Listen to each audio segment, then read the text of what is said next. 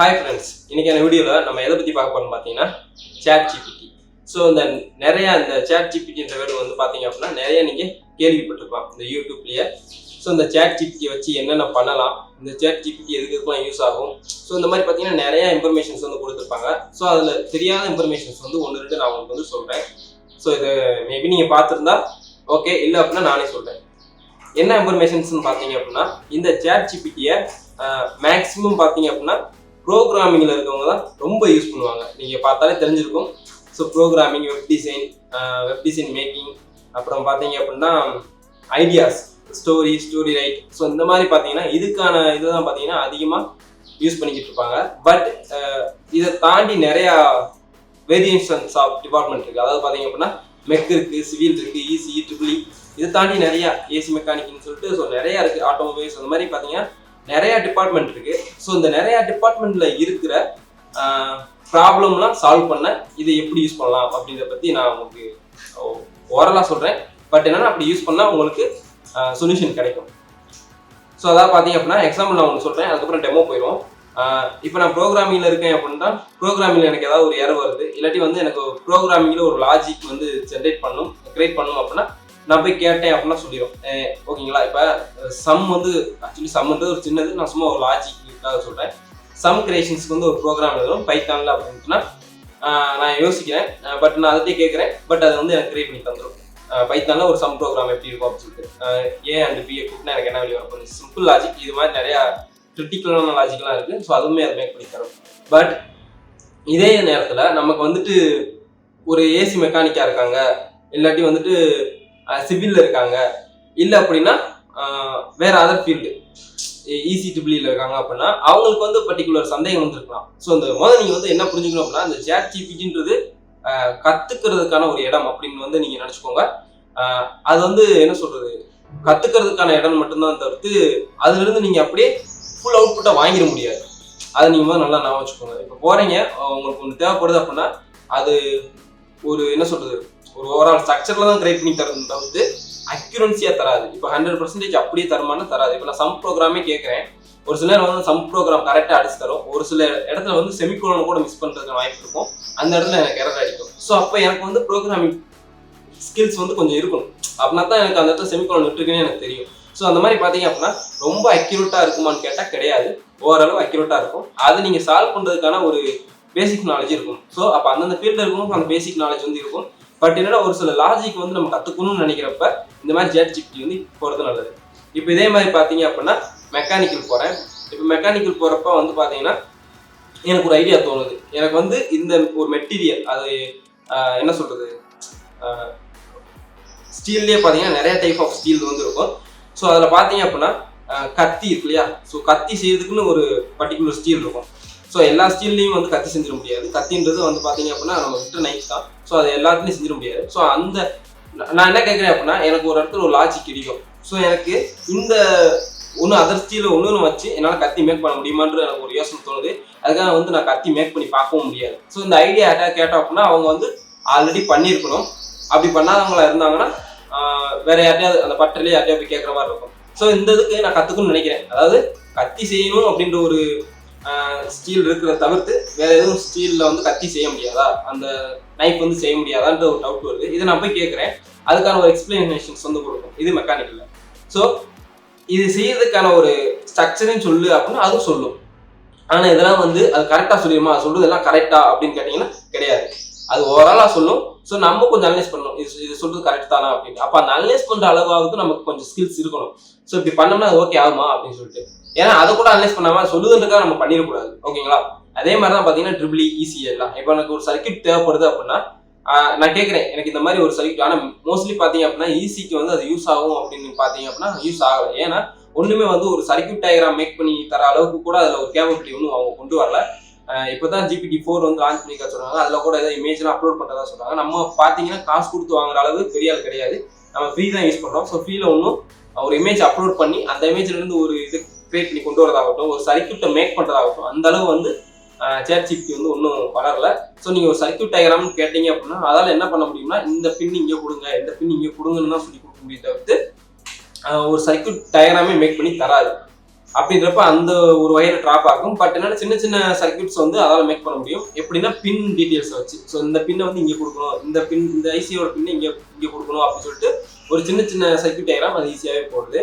So கற்றுக்கணும்னு நினைக்கிறவங்க பின் டீட்டெயில்ஸ்லாம் வச்சு பார்க்கணும்னு நினைக்கிறவங்க ஸோ அதை வச்சு பார்த்துக்கலாம். அதே மாதிரி தான் ட்ரிபிள்இலாம் பார்த்தீங்க அப்படின்னா அந்த லாஜிக்ஸ் இப்போ இவ்வளவு வோல்டேஜ் போகுது, இவ்வளோ ஆம்பியர் போகுது, எனக்கு எத்தனை வாட்ஸ் ரிலே போடணும், இல்லாட்டி எந்த மாதிரி டைப் ஆஃப் ரிலே யூஸ் பண்ணணும், எந்த கம்பெனி ரிலே நல்லா இருக்கும், இந்த ரிலேக்கான மெத்தடு. டிரான்ஸ்ஃபார்மர் சைடில் டிரான்ஸ்ஃபார்மர் வந்து பார்த்தீங்க அப்படின்னா எனக்கு இவ்வளோ வாட்ஸ் வந்து தேவைப்படுது அப்படின்னா எனக்கு எந்த வோல்டேஜ் டிரான்ஸ்ஃபார்மர் போட்டால் கரெக்டாக இருக்கும். ஸோ இந்த மாதிரி லாஜிக்ஸ் தான் பார்த்தீங்க அப்படின்னா அது கரெக்டாக ஓரளவு நல்லா சொல்லும்.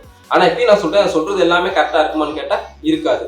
ஸோ இந்த மாதிரி பார்த்தீங்க அப்படின்னா ஒவ்வொரு ஃபீல்டுலையுமே எப்படி எப்படி கொஸ்டின்ஸ் கேட்டால் எப்படி எப்படி கேட்கும், எப்படி எப்படி தரும்ன்றது நமக்கு தெரிஞ்சிருக்கணும். அதே மாதிரி அந்த தரக்கூடிய ஆன்சர் கரெக்டான்ற ஒரு வெரிஃபிகேஷன் பண்ணுறாலும் நமக்கு கொஞ்சமாக நாலேஜ் இருக்கணும். ஸோ இது வந்துட்டு உங்களுக்கு பேசிக்காக இருக்குது அப்படின்னா எல்லாருமே ChatGPT யூஸ் பண்ணலாம். ஆனால் நிறைய பேர் என்னன்னா ChatGPTன்றது வந்து ஒரு ப்ரோக்ராமிங்கானது அப்படின்ற மாதிரி ஒரு மென்டாலிட்டியில் வந்து போய்கிட்டு இருக்காங்க. ப்ரோக்ராமிங் மட்டும் கிடையாது, நிறைய இதுக்கு வந்து ChatGPT வந்து யூஸ் ஆகிட்டு இருக்கு. நிறைய பேர் ப்ரோக்ராமிங், அப்புறம் வந்து பார்த்தீங்கன்னா ஸ்டோரி ரைட்டிங், அப்புறம் ஏதாவது தெரியாத விஷயம் தெரிஞ்சுக்கலாம் அப்படின்ற மாதிரி தான் இருக்குது. ஸோ அதை தாண்டியுமே ChatGPT நிறையா இருக்குது. நிறைய டிபார்ட்மெண்ட்டில் இருக்கிற ஒரு இன்ஃபர்மேஷன்ஸ், அதாவது எஜுகேஷன் இன்ஃபர்மேஷன்ஸை வந்து கேதர் பண்ணணும் அப்படின்னா நீங்கள் ChatGPT வந்து போகலாம். ஸோ ChatGPTயை பற்றி நிறைய விஷயம் சொல்லியிருப்பேன் நினைக்கிறேன். ஸோ வேறு டிபார்ட்மெண்ட்லேருந்து எப்படிலாம் கொஸ்டின்ஸ் கேட்டால் எப்படிலாம் ஆன்சர் பண்ணணும்னு நான் சொல்லியிருப்பேன். ஸோ உங்களுக்கு ஒரு சின்ன சின்ன டெமோ வந்து காமிக்கிறேன். ஸோ வாங்க பார்க்கலாம். ஓகே ஃப்ரெண்ட்ஸ், இப்போ ChatGPTக்குள்ளே வந்து வந்தாச்சு. ஸோ இதுக்குள்ளே வரதுக்கு நீங்கள் என்ன பண்ணணும் அப்படின்னா, நீங்கள் போய் கூகுளில் போயிட்டு ChatGPT அப்படின்னு அடிச்சிங்க அப்படின்னா ஓப்பன் ஏஐயோட URL வரும். ஸோ அதை நீங்கள் கிளிக் பண்ணி ட்ரை ChatGPT அப்படின்னு சொல்லியிருக்கோம். இதை கிளிக் பண்ணிங்கன்னா உள்ளே வந்துடும். ஸோ நான் ஆல்ரெடி பார்த்தீங்க அப்படின்னா சைன்இன் பண்ணி வச்சிட்டேன். நீங்கள் சைன்இன் பண்ணாமல் இருந்தீங்கன்னா சைன்அப் கேட்கும் கம்பல்சரி. ஸோ சைன்அப் பண்ணி உள்ளே வந்தீங்க அப்படின்னா உங்களால் அப்கிரேட் பண்ண முடியாது, ஏன்னா காசு கேட்பாங்க. ஸோ ஃப்ரீயாக வந்து யூஸ் பண்ணிக்கிறதுல இந்த மாதிரி இதெல்லாம் பார்த்தீங்கன்னா கொடுத்துருப்பாங்க. ஸோ இப்போ நம்ம கேட்க போகிறது அதே ப்ரோக்ராம் தான். சம் ஆஃப் 2 நம்பர்ஸ் பைத்தான் கோடுன்னு சொல்லி கேட்குறோம். இப்படி கேட்டோம்னா அது கரெக்டாக பார்த்தீங்கன்னா கொடுத்துரும் நமக்கு கோடு. ஸோ ஃப்ளோட்டில் நம்பர் வாங்கி சம் பண்ணி பிரிண்ட் பண்ணிடுச்சு. நம்பர் 1 என்ன, நம்பர் 2 என்ன, அதுக்கான அவுட்புட்டு. இப்போ இதில் ரொம்ப கிரிட்டிக்கலாக ஆக்கணும் அப்படின்னா சம் ஆஃப் 2 நம்பர் இருக்கு இல்லையா,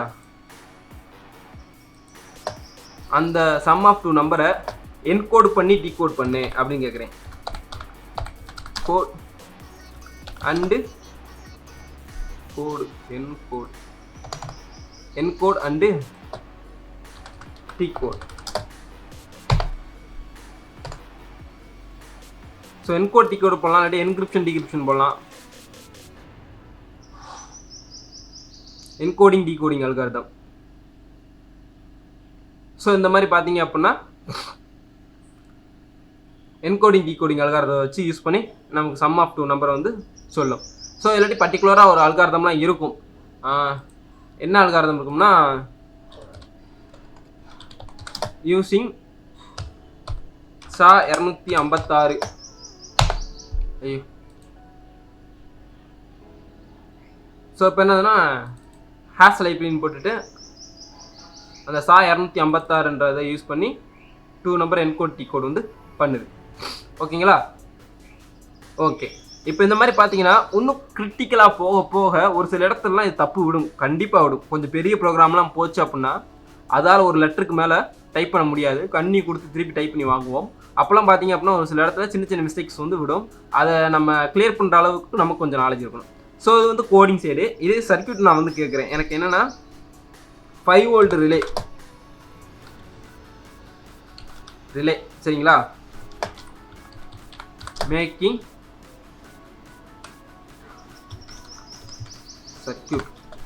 சர்க்யூட் யூஸ் பண்ணிங்க தப்பு, சர்க்யூட். ஆனால் அதால் சர்க்யூட் ப்ரொவைட் பண்ண முடியாது. ஏன் அப்படின்ட்டுனா அந்தளவுக்கு கொண்டு வரல. ஸோ என்னென்ன பொருள்லாம் தேவைன்னு சொல்லிடுறோம். சர்க்யூட் பார்த்தீங்கன்னா இந்த மாதிரி தான் போடும். ஸோ எந்தெந்த பின் இங்கே கனெக்ட் பண்ணணும் அப்படின்னு சொல்லிட்டு. பட் பார்த்தீங்க அப்படின்னா நம்ம சர்க்யூட் டயக்ராம் மாதிரி வராது. ஸோ இந்த பின் இங்கே போகணும் அப்படின்ற மாதிரி இருக்கும். இங்கே பாருங்கள் 5 வோல்ட்டு என்பிஎனோட பேஸு, கலெக்டரோட டிரான்சிஸ்டரு. ஸோ இந்த மாதிரி தான் இருக்கும். ஒரு சில நேரம் நமக்கு இது புரியும், ஒரு சில நேரம் நமக்கு இது புரியாது. ஸோ இப்போ இது பார்த்தா உங்களுக்கு என்ன புரியுது? எனக்கு ஒன்றும் புரியல. ஆனால் இந்த ரிலேக்கான சர்க்யூட்டை நம்ம சர்க்யூட் டயக்ராமாக பார்த்தோம்னா இன்னும் கொஞ்சம் நல்லா புரியும். ஸோ அதான் பார்த்தீங்கன்னா எனக்கு ஒரு சின்ன டிஸ்அட்வான்டேஜ். மற்றபடி பின்னை வந்து எங்கெங்கெல்லாம் கொடுக்கணும் அப்படின்றத ஒரு ஆளாக வந்து எக்ஸ்பிளைன் பண்ணும்.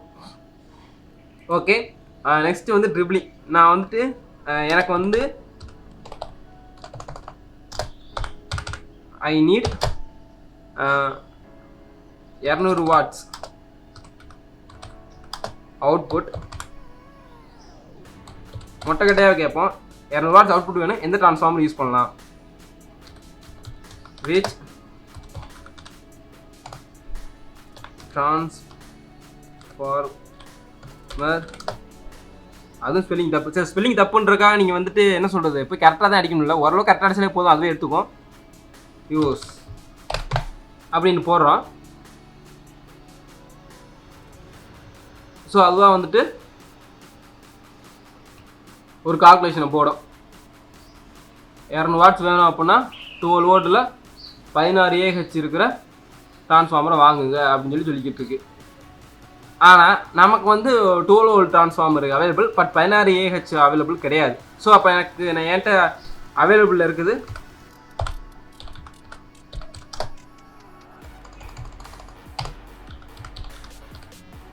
அவைலபிளில் வந்து 24 வோல்ட் தான் இருக்குது. அப்படின்றப்ப எனக்கு அது சொல்லும். சரி, 24 வோல்ட் அப்படின்றப்ப அது ஒரு கால்குலேஷன் திருப்பி போடும். சரி, 24 வோல்ட்டை யூஸ் பண்ணுறோம் அப்படின்னா நம்ம என்ன யூஸ் பண்ணோம் அப்படின்னு சொல்லிட்டு இன்னும் திருப்பி அதே தான் அடிக்குது. ஏங்க 24 வோல்ட் டிரான்ஸ்ஃபார்மர்னு போட மாட்டேன்.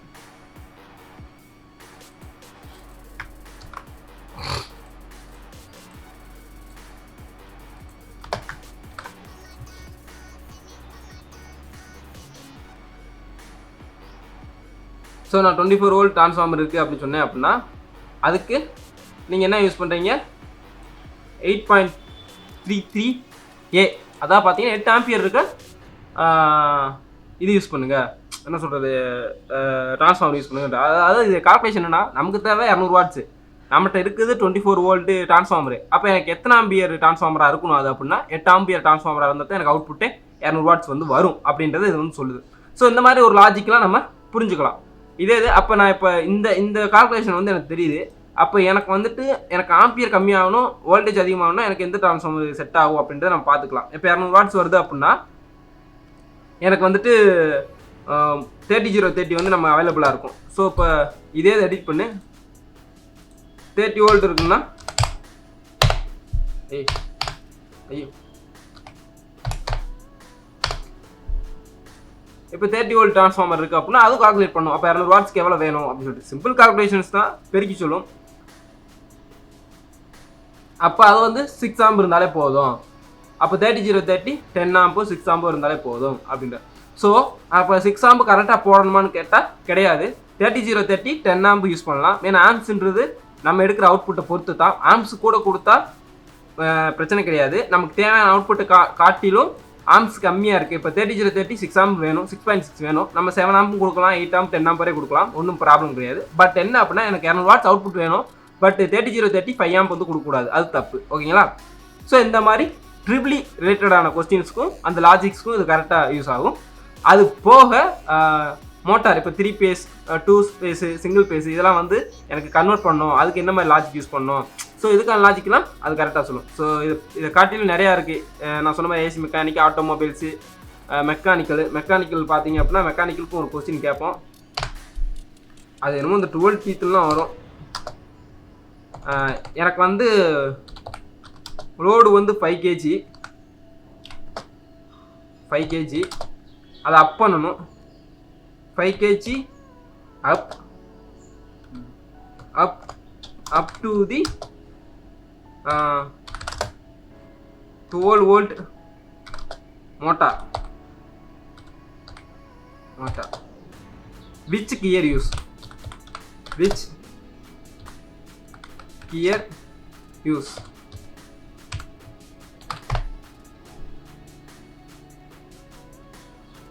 ஸோ இப்போ நம்ம 12 வோல்ட் மோட்டார் எடுத்துருக்கோம், 5 kg லோடு அப்லோட் பண்ணணும் அப்படின்றப்ப அதுக்கு ஒரு கால்குலேஷன் போடும்.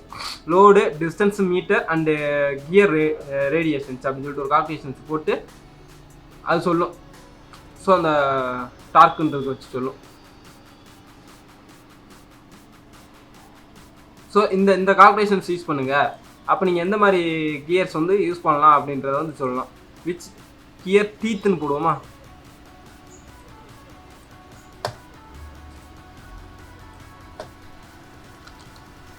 teeth, how many teeth, and how many teeth. teethனா அந்த பல்லுன்னு சொல்லுவாங்க இல்லையா? ஸோ அந்த பல்லு போடுவோம்.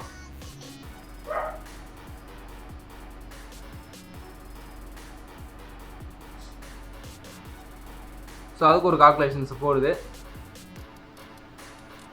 இது எந்த அளவு கால்குலேஷன் பண்ணி சொல்லுதுன்றது எனக்கு தெரியல. ஏன்னா அந்த அளவு நமக்கு இதில் நாலேஜ் கிடையாது. பட் என்னன்னா கொஞ்சம் ஓரளவு நாலேஜ் இருக்குது. ஸோ ஓரளவு அது என்ன சொல்லுது அப்படின்னா 100 டீத்து என்ன சொல்லுது 5:1 and gear 20 teeth and given gear would need how 100 teeth. So 20 × 5 அப்படின்ற மாதிரி.